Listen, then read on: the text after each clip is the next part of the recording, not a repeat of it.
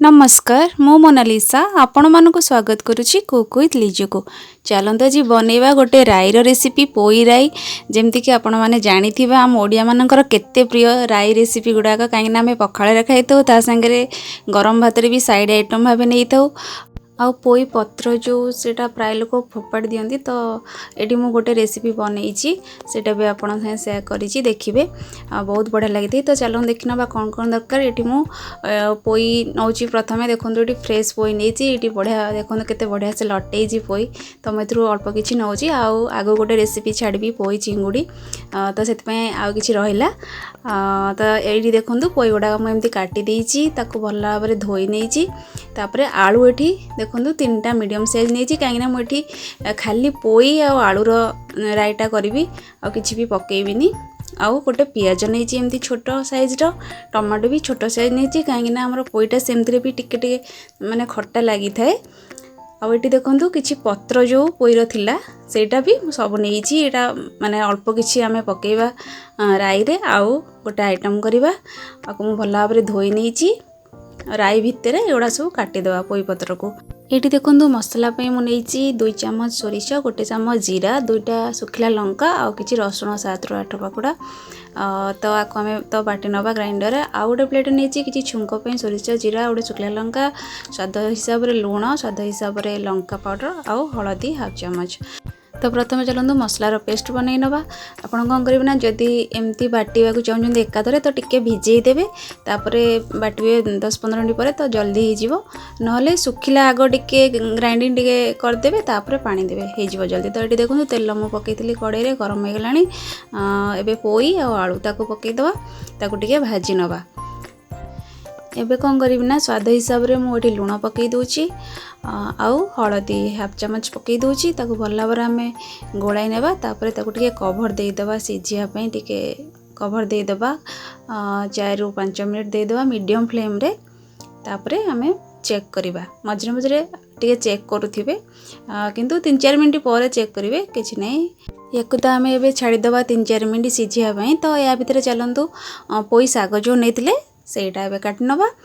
ये देखो मुझे चेक कर दूची मोर 3 मिनट हो गलानी ये प्राय सिझी आसला पोई आलू दुटाक सिझीगलानी आ टिके सिझिबो से पोई शाग पड़े ता भीतर हो।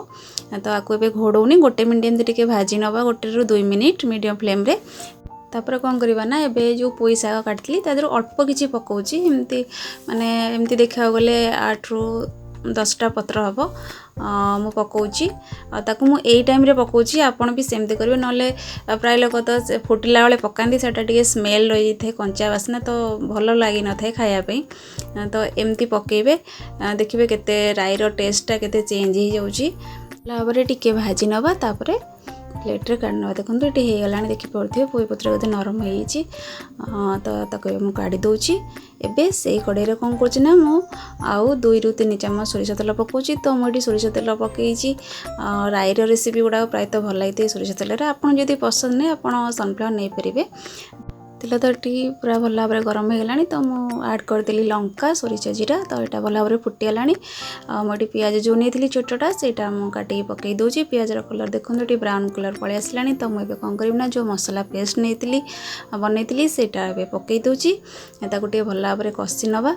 सेमती तो आमर सोरिष मसला बहुत जल्दी होता है आमको बेसी समय कषिया भी पड़ेनी पाखापाखि 2 मिनट कि 3 मिनट भितर ही हो बेसी समय लगी न थाए।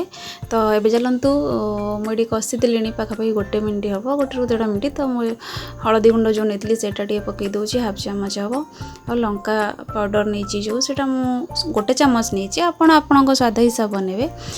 तो चलते गोटे टिके कषि नवा। ये देखो हो आसला आप देखिपे तेल भी टिके छाड़ी आसला। तो मुझे टाइम कौन करना टमाटो जो नहीं सेटा पकई दूची सागे किसी लुण भी पकई दूची। टमाटो आमर जल्दी हो लुण पकईले तरकारी भी जी राई मोर दरकार से भी लुण पकई दूची सागे। तो टिके पानी देदेवा टिके पानी देकी टिके कषि नवा तो जल्दी हो। ये देखो टमाटो भी पूरा सिझी आसला सागे भी तेल पूरा देखो मसलार पूरा छाड़ी आसला देखिपे केमती।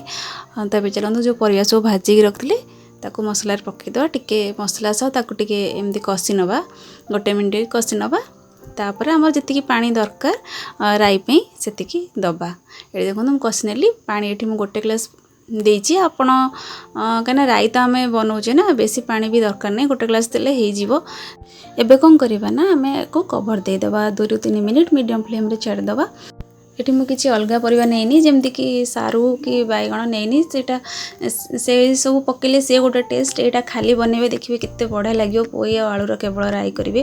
ତ ଦେଖନ୍ତୁ ଏଠି ରାଇ ପୁରା ମୋର ରେଡ଼ି ହେଇଗଲାଣି, ଦେଖନ୍ତୁ ପୁରା ଏଇ ଥିକନେସ୍ ମୋର ରହିଲା, ତ ରେଡ଼ି ହେଇଗଲା। ଆକୁ ଆମେ ସାଇଡ଼୍ କରିଦେବା। ଏବେ ଯେଉଁ ପତ୍ର ନେଇଥିଲେ ଚାଲନ୍ତୁ ସେଇଟା ଏବେ ଭାଜିବା। ଦେଖନ୍ତୁ ମୁଁ ପାଇଁ ଗୋଟେ କଡ଼େଇ ବସାଇ ଦେଇଛି, ଏବେ କିଛି ସୋରିଷ ତେଲ ପକାଉଛି, 2 ଚାମଚ ପାଖାପାଖି ହେବ। ଏବେ କ'ଣ କରିବି ନା ତେଲ ତାତିଗଲାଣି, ମୁଁ ଲଙ୍କା ଆଉ ଟିକେ ଫୁଟଣ ଫୁଟାଇଦେବା, ତାପରେ ଆମେ ଶାଗକୁ ଆଡ଼୍ କରିବା। ତାକୁ ଆମେ ଚୁନ ଚୁନକି ପୁରା କାଟି ଦେଇଛି, ଦେଖନ୍ତୁ ପୁରା ଛୋଟ ଛୋଟ ପିସ୍, ତାକୁ ପକାଇ ଦେଉଛି, ଗୋଟେ ଭାଜି ନେବା। ଦେଖନ୍ତୁ ପୋଇ ଶାଗରେ ବହୁତ ଭିଟାମିନ୍ସ, ଆପଣ କେବେ ମାନେ ନଷ୍ଟ କରିବେନି, ଯେମିତି ହେଲେ ଏମିତି ଭାଜି ନେବେ। ଆଉ କିଛି ଲୁଣ ପକାଇଦେଲି, ତାକୁ ଏବେ ଭାଜି ନେବା। ବଢ଼ିଆ ଲାଗିଥାଏ, ଆପଣ ଗରମ ଗରମ ଖାଇବେ ଦେଖିବେ କେତେ ବଢ଼ିଆ ଲାଗିଥାଏ। ଦେଖନ୍ତୁ ରସୁଣ ଟିକେ ଛେଚିକି ମୁଁ ପକାଇ ଦେଉଛି, ଆପଣ ଏମିତି ପଖାଳରେ ବି ଆକୁ ଖାଇବେ ଦେଖିବେ କେତେ ବଢ଼ିଆ ଲାଗିବ। ତା ସାଙ୍ଗେ ଦେଖନ୍ତୁ ଏଠି ମୁଁ ଭାତ ଟିକେ ଆଡ଼୍ କରିଦେଉଛି, 1 ଚାମଚ ଭାତ ଆଡ଼୍ କରିଦେଲି। ଦେଖନ୍ତୁ ଏଇଟା ମାନେ ଆଡ଼୍ କଲେ ଏତେ ବଢ଼ିଆ ଲାଗିଥାଏ, ଆପଣ ବନେଇଲେ ନିଶ୍ଚୟ ଜାଣିବେ। ତ ଏଠି ପୁରା ରେଡ଼ି ହେଇଗଲା ପୋଇ ଶାଗର ଭଜା। ତ ଚାଲନ୍ତୁ ଏବେ ସର୍ଭିଂ ପ୍ଲେଟ୍ରେ ସବୁ କାଢ଼ି ନେବା। ଦେଖନ୍ତୁ କେତେ ବଢ଼ିଆ ଦେଖାହେଉଛି ଆମ ପୋଇ ରାଇ, ଦେଖନ୍ତୁ ଆଉ ତା ସାଙ୍ଗରେ ପୋଇ ଶାଗର ଭଜା, ଦେଖନ୍ତୁ ଇଏ ବି କେତେ ମାନେ ଲୁକ୍ଟା କେତେ ବଢ଼ିଆ ଦେଖାହେଉଛି। ଆପଣ ନିହାତି ଟ୍ରାଏ କରିବେ। ଆଉ କେମିତି ଲାଗିଲା ଆମର ଏ ଦେଶୀ ଷ୍ଟାଇଲ୍ ପୋଇ ଶାଗ ଭଜା ଆଉ ପୋଇ ରାଇ, ସେଇଟା ନିଶ୍ଚୟ କମେଣ୍ଟ ସେକ୍ସନରେ ଜଣାଇବେ। ଆଶା କରୁଛି ଆଜିର ଭିଡ଼ିଓଟି ବହୁତ ପସନ୍ଦ ଆସିଥିବ। ତ ଯଦି ପସନ୍ଦ ଆସିଥାଏ ପ୍ଲିଜ୍ ଲାଇକ୍ କରନ୍ତୁ, ସେୟାର କରନ୍ତୁ, ଚ୍ୟାନେଲଟିକୁ ସବସ୍କ୍ରାଇବ୍ କରନ୍ତୁ। ପୁଣି ଦେଖା ହେବ ଆଉ ଗୋଟେ ନୂଆ ଭିଡ଼ିଓରେ। Thank you.